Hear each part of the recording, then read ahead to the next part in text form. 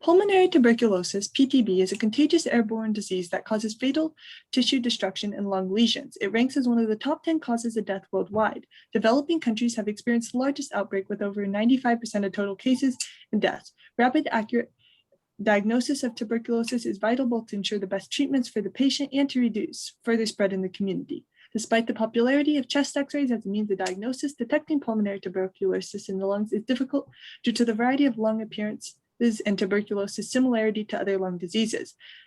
This is especially true in developing countries where there's often a lack of properly trained physicians. In such case, the role of a well-trained physician could be filled by a cheaper and more effective machine learning algorithm. Numerous groups have researched the application of machine learning algorithms for medical imaging diagnosis, including chest x-rays. One common subject of deep learning research is the application of previous powerful natural image classifiers such as ResNet, AlexNet, and GoogleNet. While these models achieved high accuracy, they are time and memory intensive, requiring high-end equipment to run. Our goal is to achieve a similarly high accuracy in detecting pulmonary tuberculosis using simpler algorithms, which require less processing power and are more applicable to the need.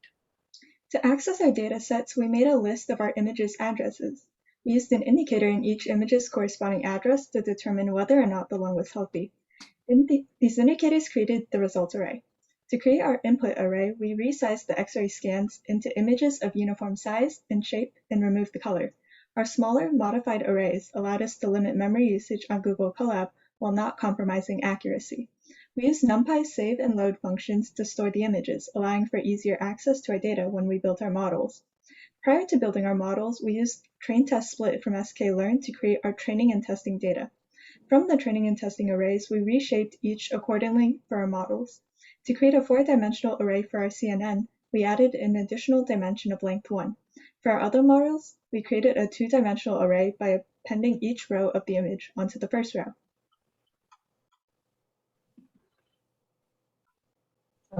And once we had the images ready, we needed to put these to work by putting them into our classification models. In this case, the purpose of these models is to maybe separate the examples that have the tuberculosis label to those without on a 2D graph as shown on images 5, 6, and 7.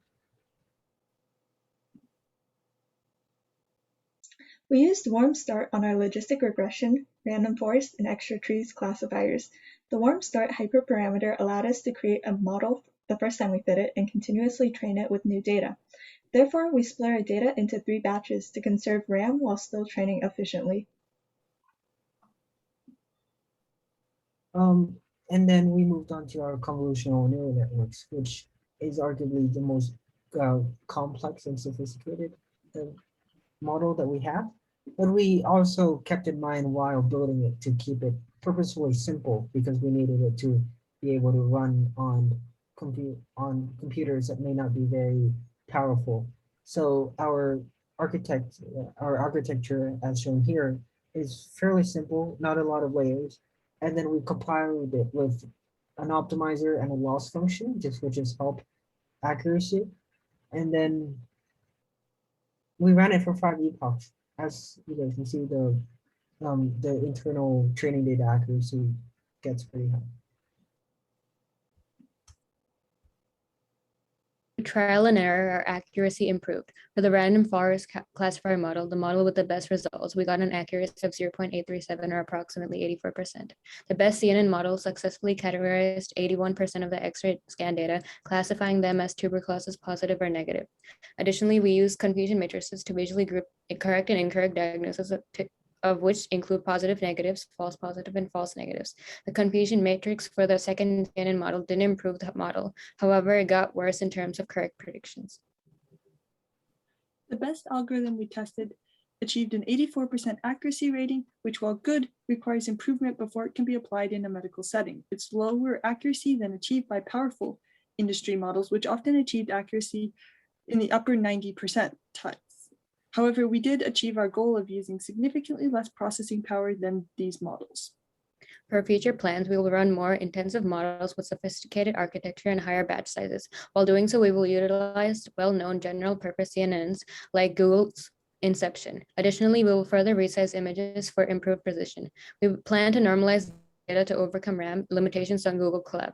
Finally, we will use metadata for better model learning, and this metadata will primarily involve gender and age of photos. We will also test models on different data sets to compare and contrast results. We already tested the Shenzhen set. We will also test the Montgomery data set.